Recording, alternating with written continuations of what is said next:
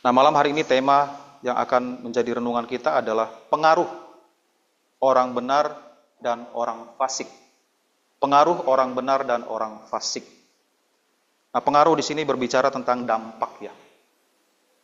Dari keberadaan orang benar dan orang fasik di tengah-tengah kehidupan di dunia ini. Nah, di dalam ajaran Tuhan Yesus, kita diminta atau diperintahkan untuk membawa pengaruh yang baik. Kita mungkin masih ingat perintah Tuhan mengatakan atau mengingatkan kita bahwa kita ini adalah garam dunia. Kita ini adalah terang dunia.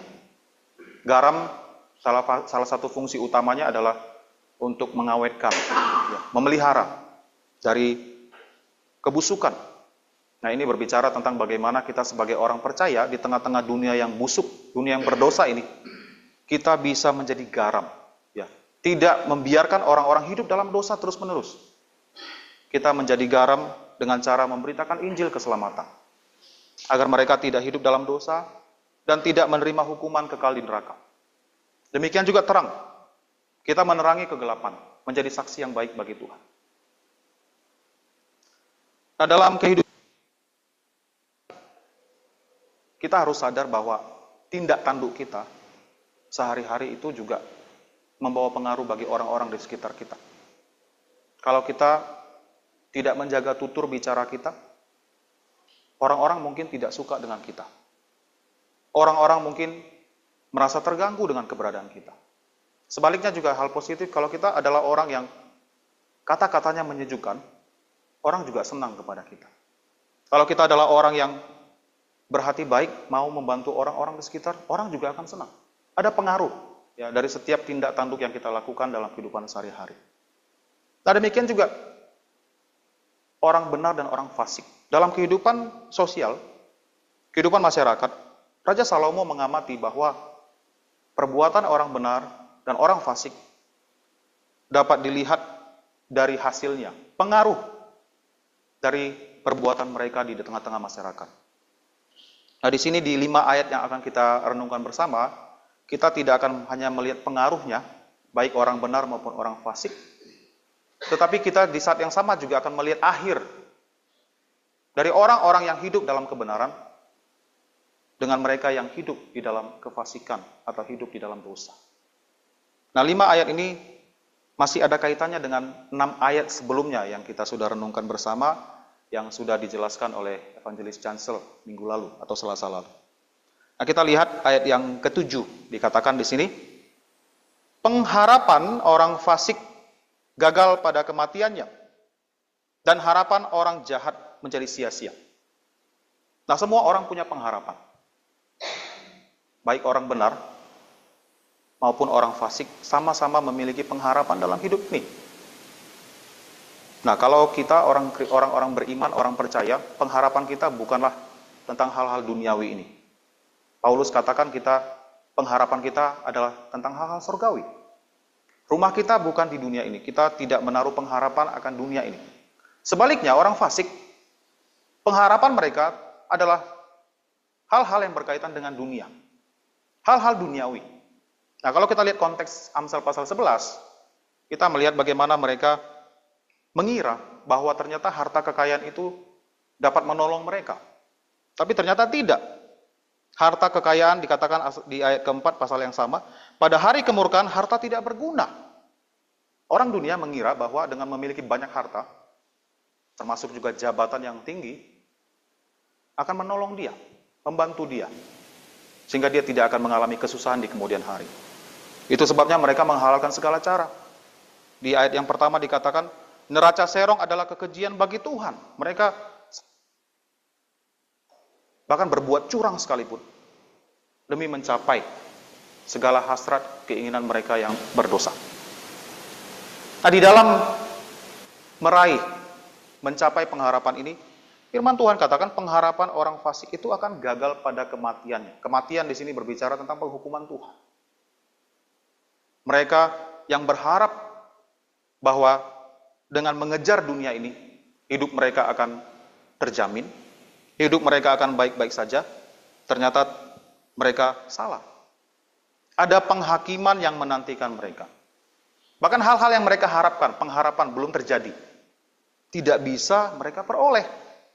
Kenapa? Karena pada waktunya itu gagal karena kematian. Ada penghakiman Tuhan atas mereka. Sehingga harapan orang-orang jahat ini menjadi sia-sia. Tidak lagi bisa terwujud. Nah sebaliknya kalau dibandingkan dengan orang benar, kita kembali ke ayat kelima. Jalan orang saleh diratakan oleh kebenarannya. Jalan orang saleh, orang benar diratakan oleh kebenarannya. Artinya apa? Tuhan memudahkan ya, jalan yang ditempuh oleh orang benar. Yang tadinya jalan itu terjal, mungkin juga berbahaya, curam, tapi oleh karena kebenarannya, kepatuhannya akan firman Tuhan, Tuhan meratakan jalan mereka. Orang fasik punya pengharapan akan dunia ini, Tuhan gagalkan. Sementara orang benar, Tuhan ratakan jalannya. Ini perbedaannya. Ya. Bagaimana pengharapan orang fasik gagal, sementara jalan orang benar diratakan oleh Tuhan. Dan terkadang dalam hidup kita ini, meskipun ya kita ini berjalan dalam kebenaran firman Tuhan, ada waktunya Tuhan mengizinkan kita mengalami penganiayaan atau penderitaan atas sikap orang-orang fasik di sekitar kita. Dan orang fasik, seperti yang saya jelaskan di awal tadi, menghalalkan segala cara, tidak peduli apapun akibat perbuatan mereka terhadap orang lain. Bahkan mereka dengan sengaja mensabotase, menjatuhkan orang lain demi meraih tujuan mereka. Jadi ibaratkan kalau ada sekelompok orang yang berjuang untuk mendaki gunung, orang dunia tidak peduli bagaimanapun caranya sampai ke puncak, sekalipun harus menjatuhkan orang yang ada di depannya. Ini cara orang dunia. Makanya dikatakan di ayat ke-9, dengan mulutnya orang fasik membinasakan sesama manusia. Membinasakan di sini berbicara tentang fitnah. Kata-kata atau perbuatan yang tidak benar adanya dialamatkan kepada orang benar. Untuk apa? Untuk menjatuhkan dia. Untuk melancarkan jalannya sehingga dia bisa meraih apa yang dia peroleh, apa yang dia mau, apa yang dia inginkan. Jadi dengan mulut mereka sendiri, mereka membinasakan orang atau sesamanya manusia, termasuk orang-orang benar. Nah, kita lihat di dalam mungkin Bapak Ibu yang menjalankan usaha, dunia bisnis ya. Tentu di lapangan ada orang-orang seperti ini. Demi persaingan bisnis, mereka menghalalkan segala cara supaya usaha kita terhambat, sehingga dia bisa maju. Dalam dunia pekerjaan, mungkin di perkantoran juga hal ini mungkin bisa terjadi. Demi mendapatkan promosi, jatuhkan orang lain. Sengaja, apapun caranya, pokoknya saya harus di atas. Dan orang-orang ini sama sekali tidak peduli. Firman Tuhan katakan, dengan mulutnya orang fasik ini membinasakan, membunuh, sekalipun dilakukan, supaya hasrat keinginannya bisa tercapai. Tetapi Tuhan itu tidak tinggal diam, Bapak Ibu. Tuhan melihat segala sesuatu. Orang-orang benar yang difitnah, orang-orang benar yang dijatuhkan dengan sengaja oleh orang fasik ini, tidak akan dibiarkan Tuhan terjatuh seperti itu. Dikatakan di bagian berikutnya, tetapi orang benar diselamatkan oleh pengetahuan. Nah, pengetahuan dalam kitab Amsal masih ada kaitannya dengan pengetahuan akan firman Tuhan. Artinya orang-orang benar ini berpegang teguh kepada kebenaran firman Tuhan, terlepas dari orang-orang fasik di sekitar mereka mencoba menjatuhkan. Dan Tuhan katakan, firman Tuhan katakan, orang benar ini diselamatkan oleh pengetahuan. Tuhan menolong mereka. Mereka yang berpegang teguh kepada kebenaran, mereka dibantu, ditolong oleh Tuhan. Yang tadinya orang fasik ini berusaha untuk mempersulit, bahkan menjatuhkan orang benar ini. Yang terjadi adalah sebaliknya di ayat yang ke-8. Orang benar diselamatkan dari kesukaran, lalu orang fasik menggantikannya. Yang tadinya dia berencana bahwa yang dia lakukan ini adalah untuk menjatuhkan orang benar tersebut, mempersulit dia, bahkan kalau dia mau, dia ingin membunuh orang ini. Firman Tuhan katakan, orang benar itu diselamatkan dari kesukaran itu, dari kesulitan yang dia hadapi. Dan sebaliknya, orang fasik yang tadi merencanakan kejahatan itu, dia yang mendapatkan akibat. Dia menggantikan orang benar itu. Nah, ketika saya membaca firman Tuhan ini, saya teringat satu kisah tentang salah satu hamba Tuhan di Alkitab yang telah diperlakukan seperti ini. Dan dia adalah Daniel. Nah, pada pemerintahan Raja Darius, firman Tuhan katakan di Daniel pasal 6, Raja Darius mengangkat 120 wakil raja. Dan di atas 120 wakil raja ini dikatakan ada 3 orang pemimpin tertinggi. Salah satunya adalah Daniel. Dan 120 wakil raja yang dipilih ini harus memberikan pertanggungan jawab kepada 3 petinggi ini, termasuk kepada Daniel, atas setiap pekerjaan mereka. Dan ini tentu saja akan mempersulit mereka, mengingat Daniel seorang yang punya integritas yang tinggi. Seorang yang berjalan di kebenaran firman Tuhan. Seorang yang jujur di dalam menjalankan tugasnya di pemerintah. Nah, kita harus tahu bahwa Daniel itu bekerja di bawah 4 dinasti.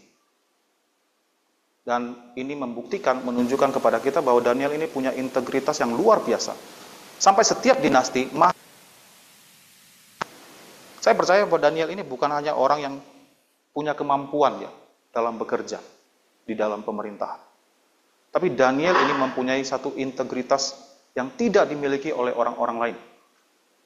Firman Tuhan katakan, Darius katakan, dia melihat ada roh Allah yang berdiam dalam diri Daniel ini. Sesuatu yang membuat dia sangat berbeda dari orang-orang kepercayaannya. Dan 120 orang ini berencana bersepakat ingin mencari kesalahan Daniel. Dan tidak ditemukan satu kesalahan pun pada Daniel. Ini luar biasa sekali.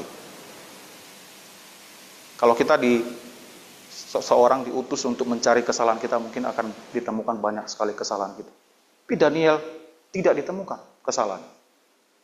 Dan salah satunya cara untuk menjebak Daniel adalah dalam hal kesalehannya. Dia berdoa 3 kali sehari menghadap Yerusalem. Dan inilah alasan atau cara untuk menyingkirkan Daniel. Dan menghadap raja, mengatakan kepada raja, raja, buatlah satu ketetapan bahwa dalam 30 hari tidak boleh ada seorang pun yang menyampaikan doa kepada Tuhan atau kepada dewa manapun atau kepada manusia selain kepada raja. Kalau mereka melanggar, maka mereka harus dicampakkan ke dalam gua singa. Nah, raja tentunya sangat senang ya, karena dia digambarkan, disamakan seperti Tuhan, hanya kepada raja. Dalam 30 hari tidak boleh berdoa kepada Tuhan manapun, kepada dewa manapun, kecuali kepada raja.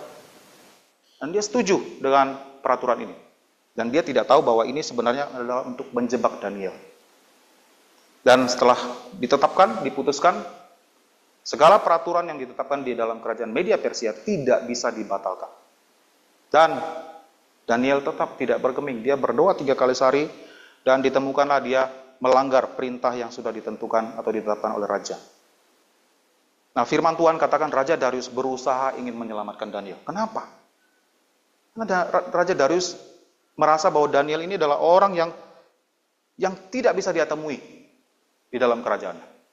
Dan sampai fajar menyingsing, akhirnya dia membuka gua singa itu, dan ternyata Daniel tidak diapa-apakan oleh singa itu, karena Tuhan mengutus malaikat untuk menjaga dia. Dan Raja Darius sadar satu hal, bahwasanya apa ketetapan yang sudah ditetapkan sebenarnya adalah untuk menjatuhkan Daniel. Dan 120 wakil raja tersebut bersama keluarganya, istri dan anak-anaknya, mereka lah yang menggantikan hukuman Daniel. Alkitab katakan mereka dicampakkan ke gua singa, belum sampai ke dasar, mereka sudah diterkam, tulang-tulang mereka sudah diremukkan oleh para singa itu. Jadi kita melihat bahwa orang fasik yang tadinya ingin menjatuhkan Daniel, berharap Daniel dimakan oleh singa-singa yang kelaparan itu, ternyata hukuman itu jadi berbalik kepada mereka. Mereka menggantikan hukuman yang tadinya mereka harapkan dialami oleh Daniel. Daniel diselamatkan oleh kebenarannya, karena dia tetap patuh kepada firman Tuhan, memegang teguh kebenaran. Dia tahu bahwa berdoa kepada Tuhan adalah hal yang baik dan hal yang benar, dan saya harus lakukan. Terlepas ada peraturan yang ditetapkan yang tidak boleh dilanggar, tapi karena peraturan itu melanggar kebenaran firman Tuhan, dia tetap patuh kepada firman Tuhan. Kebenaran itu telah menyelamatkan Daniel dari kesukarannya. Nah, ketika kita ingin hidup benar, ini bukanlah hal yang mudah. Kita tahu dalam pelaksanaannya ada harus kita hadapi seperti Daniel. Dia tahu bahwa gua singa itu bukan satu ancaman yang ringan. Tapi imannya kepada Tuhan, keteguhan hatinya kepada kebenaran lebih besar daripada rasa takutnya akan binatang buas itu. Nah, inilah sikap yang harus kita miliki sebagai orang Kristen, orang benar. Bagaimanapun juga, kita harus selalu melakukan hal yang benar. Dan firman Tuhan katakan, orang benar akan diselamatkan dari kesukaran. Orang benar diselamatkan oleh pengetahuan. Pengetahuan akan firman Tuhan. Dan keberadaan orang-orang benar dan orang-orang fasik ini juga terlihat dari pengaruhnya. Dampak yang mereka bawa di tengah-tengah kehidupan masyarakat. Nah, firman Tuhan katakan di ayat yang ke-11. Berkat orang jujur memperkembangkan kota. Berkat di sini maksudnya oleh karena orang jujur memperkembangkan kota. Kota menjadi maju. Kota menjadi maju oleh karena pemerintahan orang benar. Orang-orang yang memiliki integritas, orang-orang yang menjunjung tinggi nilai-nilai moral yang benar. Maka suatu kota atau suatu bangsa akan menjadi makmur.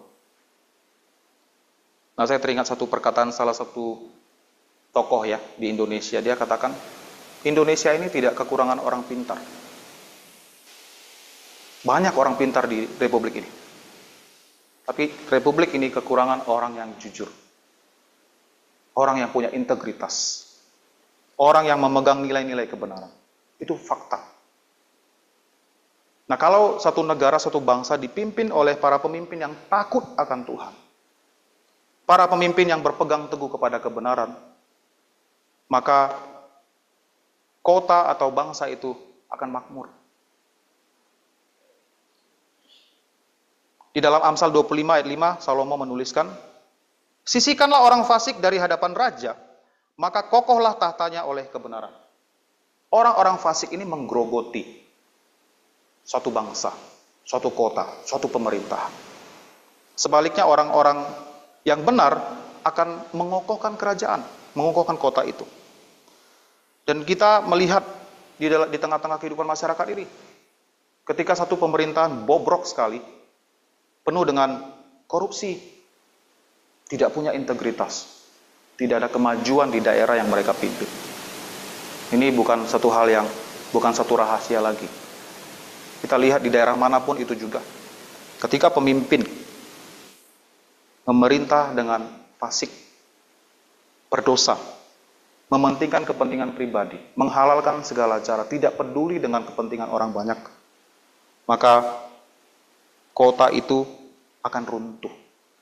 Firman Tuhan katakan, tetapi mulut orang fasik meruntuhkannya. Kalau sampai Daniel diizinkan Tuhan mati di gua singa, apakah kerajaan Media Persia akan bertahan? Bertahan lama. Dengan 120 wakil raja, semuanya sepakat untuk menjatuhkan Daniel. Ini menandakan apa? Bahwasanya banyak orang ternyata di tubuh pemerintahan Raja Darius yang begitu korup. Dan runtuhlah kerajaan itu kalau dipimpin oleh orang-orang seperti ini. Mulut mereka semata-mata hanya ingin menjatuhkan orang lain demi meraih apa yang mereka inginkan. Memperoleh jabatan, promosi. Kita sebagai orang benar tidak boleh lakukan hal seperti ini. Jabatan, posisi, harta duniawi harusnya tidak menarik hati kita daripada jalan Tuhan. Karena kita tahu semua ini hanya sementara. Dunia dan segala isinya akan suatu hari nanti akan dimusnahkan oleh Tuhan. Kita pun hidup di dunia ini juga paling 80 tahun, kalau Tuhan berkenan 90 tahun. Kalaupun kita hidup 100 tahun, kita pun tak bisa menikmati apa yang kita peroleh dengan gembira. Karena sakit penyakit akan menyusul kita. Jadi perspektif kita tentang dunia ini haruslah benar sesuai dengan ajaran Tuhan. Dan ketika orang-orang fasik ini mendapatkan hukuman, petaka, musibah, kita lihat reaksi dari orang-orang banyak ya, ketika melihat orang-orang fasik ini binasa. Nah, ayat 10 dikatakan, bila orang benar mujur di sini dalam keadaan yang baik. Alkitab katakan, beria-rialah kota, gembira, berbahagia ketika pemerintahan mereka, orang yang benar menjalankan pemerintahan dengan baik, orang-orang rakyat itu bahagia, senang. Nah, kita mungkin bisa melihat pada masa pemerintahan Raja Daud. Dua kerajaan disatukan di bawah pemerintahan Raja Daud. Dan bagaimana orang-orang itu hidup selama 40 tahun dalam kondisi yang begitu baik. Sampai Raja Daud wafat. Alkitab selalu berulang kali mengatakan, Tuhan ketika merujuk kepada Daud, hambaku Daud, hambaku Daud. Ketika ada raja yang hidup setelah Daud, begitu baik, rujukannya pasti Raja Daud. Dia hidup seperti nenek moyangnya Raja Daud. Orang-orang bergembira ketika rajanya hidup dalam kebenaran. Sebaliknya orang fasik, dikatakan kalau orang fasik binasa atau bila orang fasik binasa, gemuruhlah sorak-sorai. Gemuruh, bersorak-sorai. Bahkan kebahagiaannya melebihi dari kebahagiaan ketika orang benar itu dalam keadaan baik. Kita bisa bayangkan bagaimana rakyat itu begitu terlepas bebannya, begitu bahagia ketika orang fasik ini binasa. Di dalam Amsal 29 ayat 2, Salomo juga menuliskan, jika orang benar bertambah, bersukacitalah rakyat. Tetapi jika orang fasik memerintah, berkeluh kesahlah rakyat. Orang-orang fasik yang memerintah, yang mementingkan diri sendiri, yang tidak mau patuh kepada jalan Tuhan, hanya akan menimbulkan keluh kesah rakyat. Penderitaan, apalagi kalau dia memerintah cukup lama. Nah, jadi kita melihat pengaruh baik dari orang benar maupun orang fasik, begitu kontras sekali. Orang-orang benar selalu mendapatkan kemurahan Tuhan, pertolongan Tuhan. Jalannya diratakan Tuhan. Dan disukai, disenangi oleh orang-orang di sekitar. Apabila orang benar memerintah, rakyatnya bahagia, gembira. Nah, sebaliknya orang fasik, segala pengharapan mereka itu akan gagal. Akan ada penghakiman, penghukuman Tuhan atas mereka. Dan dan harapan orang jahat ini akan menjadi sia-sia. Bahkan ketika mereka dihukum Tuhan, keberadaan mereka sudah musnah, binasa, akan ada sorak-sorai oleh orang-orang sekitar. Nah, apa pelajaran yang kita tarik ya dari 5 ayat firman Tuhan pada malam hari ini? Nah, yang pertama, ketika kita melihat kontras dari pengaruh orang benar dan orang fasik ini, kita menyadari satu hal bahwa jalan orang fasik tidak diberkati Tuhan. Mungkin ada waktunya Tuhan izinkan ya, sampai titik tertentu ketika kita berjalan dalam jalan yang salah, Tuhan biarkan kita berhasil, bisa saja. Tapi penghukuman itu tidak akan ditarik. Akan ada pada waktunya penghakiman Tuhan bagi mereka yang hidup dalam kefasikan. Nah, ini harus menimbulkan rasa takut dalam hati kita. Orang Kristen harus punya rasa takut akan penghakiman Tuhan kalau kita hidup seturut dengan jalan orang fasik ini. Jadi mari kita dalam segala hal yang kita kerjakan, dalam pekerjaan, usaha, biarlah semuanya kita jalankan dengan benar. Jangan kita jalan di jalannya orang fasik, menghalalkan segala cara, tidak peduli dengan kebenaran, tidak punya integritas. Kita jauhkan dari hidup kita sebagai orang Kristen. Karena apa yang kita lakukan sedikit banyak memberi pengaruh kepada orang-orang di sekitar. Nah, pelajaran yang kedua yang juga tidak kalah penting adalah kita melihat orang benar sekalipun diperlakukan secara tidak adil oleh orang fasik. Ada Tuhan yang menolong. Tuhan tidak tinggal diam. Jadi apabila di antara kita mungkin ada yang diperlakukan secara tidak adil ya oleh orang-orang fasik demi kepentingan mereka, dan kita merasa tertekan, terganggu oleh sikap mereka, kita jangan sampai mengambil jalan pintas. Tetap pegang teguh kebenaran itu. Jalan di jalan yang benar. Sekalipun mungkin ada jalan pintas yang sangat menggiurkan, tapi kita ingat bahwa kebenaran akan menyelamatkan orang benar itu. Jadi kita marilah terus berjalan teguh di atas kebenaran firman Tuhan. Jangan tergoda, jangan karena sikap orang jahat terhadap kita, orang fasik terhadap kita, kita akhirnya melanggar firman Tuhan. Maka kita tidak ada bedanya dengan mereka. Tapi mari kita nantikan pertolongan dari Tuhan. Firman Tuhan katakan, orang benar diselamatkan oleh pengetahuan, orang benar diselamatkan dari kesukaran. Akan ada pertolongan yang Tuhan sediakan bagi kita. Tapi kita harus tetap setia kepada kebenaran itu. Nah, kiranya Tuhan menolong kita sekalian agar kita mau selalu hidup berpegang pada jalan Tuhan. Dan kiranya Tuhan juga menolong kita dalam jalan kebenaran yang kita tempuh. Tuhan meratakan jalan kita supaya semua yang kita harapkan bisa tercapai seturut dengan kehendak Tuhan. Mari kita berdoa. Bapa Sorgawi, bantulah setiap kami sebagai anak-anak Tuhan untuk selalu berjalan di dalam kebenaran-Mu. Dan kami memohon pertolongan-Mu apabila saat ini di antara kami ada yang mengalami ketidakadilan, perlakuan yang buruk dari orang-orang fasik di sekitar kami. Kiranya Engkau juga menguatkan iman kami, agar terus berjalan dalam kebenaran-Mu. Dan berikanlah kami pertolongan ya Bapa, agar kami tidak sampai terjatuh. Dan terus bisa menjadi kesaksian yang baik bagi Tuhan dan bagi orang-orang di sekitar kami. Kami berdoa, Engkau menolong setiap kami, agar dalam segala hal yang kami lakukan, kami selalu berjalan seturut dengan jalan Tuhan. Memegang teguh kebenaran firman-Mu, apapun risiko dan apapun yang mungkin bisa terjadi dalam hidup kami ini. Kami serahkan hidup kami sepenuhnya ke dalam tangan-Mu. Dalam nama Tuhan Yesus kami memohon. Amin.